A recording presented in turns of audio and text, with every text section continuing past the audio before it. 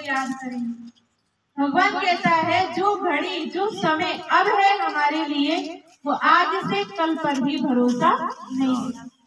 तो सबसे पहले हमें खुद की पहचान, हमें खुद की ही पहचान नहीं है कि मैं कौन हूँ, कहाँ से आई हूँ, क्या करने के लिए आई हूँ और क्या कर रही हूँ और मुझे क्या करना चाहिए, मेरा कर्तव्य क्या है। जब हमें स्वयं का परिचय मिले कि मैं एक आत्मा हूँ, मैं एक आत्मा हूँ और मेरा पिता कौन है, परमात्मा। जब हमारी आत्मा इस शरीर के अंदर होती है तो ये शरीर बोलता है, देखता है, सुनता है, सारे कार्य करता है। जब इस शरीर से आत्मा निकल जाती है तो ये शरीर एक हड्डी मांस का पुतला नजर आता है जो कोई काम नहीं करता। आत्मा हमारे शरीर में दोनों व्यक्ति के बीच में रहती है जहाँ हम तिलक लगाते हैं। और ये शरीर हमारा एक गाड़ी की तरह है और आत्मा ड्राइवर है। तो परमात्मा कौन है?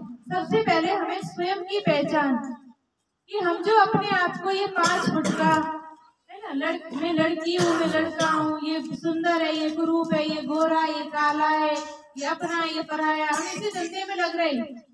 ये मैं नहीं, मैं एक अजर अमर अविनाशी सत्य चैतन्य आत्मा हूँ और मेरा पिता है परमात्मा। तो परमात्मा कौन है? उस परमात्मा का सत्य परिचय क्या है? क्योंकि हम अनेकों को भगवान मान के पूजने लगे रहते हैं, फिर भी मन भटकता है। मंगलवार को कुछ हो जाए तो सोचेंगे हनुमान जी नाराज हो गए, गुरुवार को कुछ हो जाए तो सोचेंगे विष्णु भगवान नाराज हो गए, शुक्रवार को कुछ हो जाए तो समझेंगे देवी मैया नाराज हो गई, लेकिन कोई नाराज नहीं होता।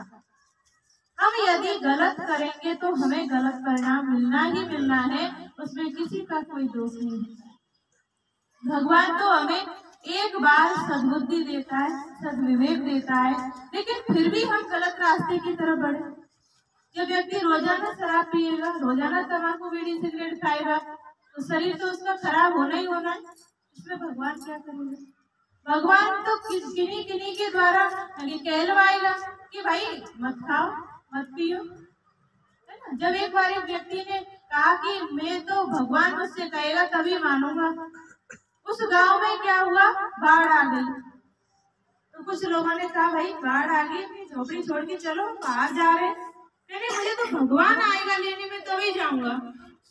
तो फिर 2-4 फिर वो बाढ़ उसके झोपड़ी तक आ गई, उसके घर तक आ गई।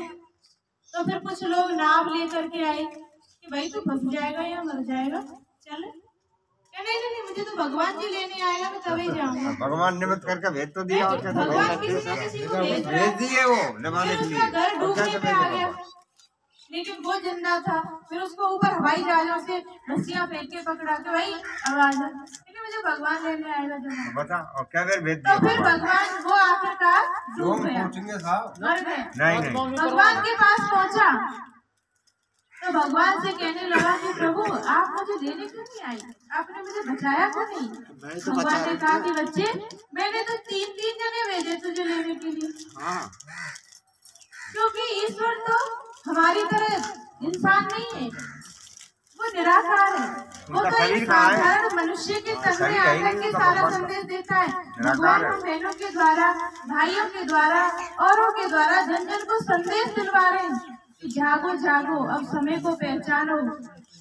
हम ही कहते आए, न जाने किस वेश में आ जाए भगवान, तो हम आपको भगवान का संदेश देने आए हैं कि एक घड़ी, आधी घड़ी, कुछ समय हम भगवान के लिए निकालें। 24 घंटे हमारे अपने, किसी को बेच नहीं दिए हमने अपने घंटे, है ना। मंदिर में जाकर के हम घंटा बजा रहे हैं, भगवान कहता है वो घंटा मत बजाओ, 1 घंटा भगवान के नाम पर बजाओ। वो घंटे हमने बजा दिए, मन में कुछ और चल रहा है, भगवान जी की मूर्ति के आगे खड़े होकर पूजा भी कर रहे हैं और बस भगवान अब मुझे यहाँ जाना है, मुझे ये करना है, मुझे ये करना है।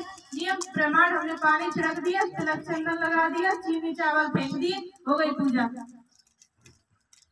लेकिन हम यदि 10 मिनट भी कर रहे हैं तो 10 मिनट भी भगवान को अच्छी तरह प्रेम से सम्मान पूर्वक याद करें। आपके घर में आपके बच्चे 24 घंटे आपसे बात नहीं करें, 10 मिनट बात करने के लिए जैसे तैसे निकालें और वो भी आपसे चलती फिरती 2 बात किया जाए, आपको कैसा लगेगा?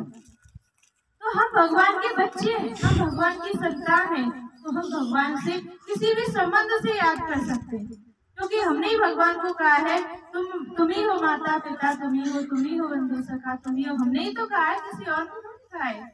तो वो हमारा माता पिता, बंधु सखा, स्वामी, सब सतगुरु सब कुछ है। तो हमें उससे कोई चीज को मांगने की, उसके सामने कोई इच्छा रखने की जरूरत नहीं, क्योंकि बच्चे को क्या चाहिए ये तो माँ बाप को खुद चिंता होती है। जब भगवान हमारा माँ बाप है तो उसे खुद चिंता होती है कि मेरे इस बच्चे को मुझे क्या देना है। और भगवान हमेशा हमें अच्छी चीज सिखाता है, अच्छे कर्म करना सिखाता है। लेकिन मैं ये सोचूं, भगवान तूने मेरा संग नहीं दिया, तूने क्यों नहीं कहा। जब एक बार एक व्यक्ति चलता था, उसके बहुत सुख भरे आनंद में दिन थे, तो उसे ऐसा लगता था कि जैसे कोई मेरे संग से चलता है। तो उसने सोचा कि भगवान मेरे साथ रहता है, और उसका जीवन बहुत अच्छी तरह बीत रहा था। लेकिन जैसे ही उसके जीवन में दुख भरे दिन आए, तो उसे जो दो पैर साथ में दिखाई देते थे वो दिखना बंद हो गया। उसने कहा भगवान तुम भी बड़े अन्यायी, जब मेरे सुख भरे दिन थे तो तुम भी मेरा साथ दे रहे थे, आज मेरे दुख भरे दिन आ गए तुम भी साथ छोड़ गए।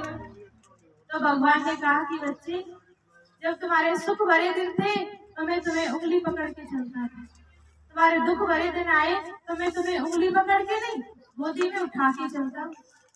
ये दो पैर तुम्हारे नहीं है, ये दो पैर मेरे। तो भगवान अपने बच्चों को कभी कष्ट नहीं देता, दुख नहीं देता, वो तो दुख हरता सुख करता है। जो सृष्टि पर पाप अन्याय अत्याचार बढ़ रहा है, इसको दूर करने के लिए भगवान ये संदेश दिलवा रहे हैं। तो आजादी का अमृत महोत्सव तो हम सब दुनिया मना रही है कि अंग्रेजों की गुलामी से छूट गए, लेकिन बुराइयों की गुलामी से तो नहीं छूटे। उनमें तो दिनों दिन जकड़ते ही जा रहे हैं, जंजीरों में हम फंसते ही जा रहे हैं। अब हमें उनसे काम, क्रोध, लोभ, मोह, हिंसा, इन बुराइयों से आजाद हो। आपको ये जो पुस्तक दी है, पुस्तकों को आप पढ़ना, इसमें भगवान का संदेश लिखा हुआ है। और ये सारी बातें आपको 7 दिन का कोर्स होता है, 7 दिन के कोर्स के माध्यम से आपको समझाई जाए तो आपको विस्तार पूर्वक सारी बातों की जानकारी मिलेगी। इसके लिए आप बैर में भी अपना उपसेवा केंद्र है, गोपाल जी मंदिर के पास, सावर में भी अपना उपसेवा केंद्र है, बरपाड़ा मोहल्ला। और आप यदि यहाँ ही करवाना चाहें तो हम पहले यहाँ आकर के भी आपको 7 दिन का कोर्स करा सकती हैं, जिससे आपको परमात्मा की और अच्छी तरह से जानकारी मिले, आपको अपने जन्मों के बारे में, कर्मों के बारे में और भगवान से हम मन का नाता कैसे जोड़े, वो सारी जानकारी आपको मिले। ओम शांति।